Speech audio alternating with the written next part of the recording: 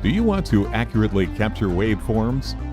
Do you want to generate simulation signals? You can now do that with a single device. Introducing the Hioki MR8847A Memory HiCorder, designed in pursuit of testing efficiency. Use the powerful device to generate signals while monitoring waveforms. Select from a large variety of input modules to suit your application. Mix and match up to 8 modules. The arbitrary waveform unit can generate 2 channels of signals. Use all 8 available slots to output as many as 16 channels of signals. Even without an amplifier, you can output up to 15 volts. Generate signals to a PCB and then record the output with a single device.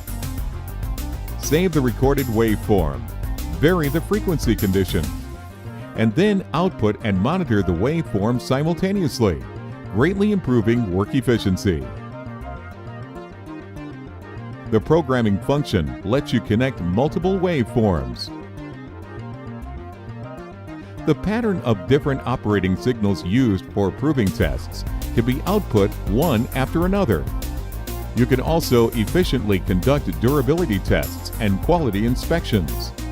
The Hioki MR8847A Memory HiCorder combines waveform monitoring and signal generating technologies into one powerful device.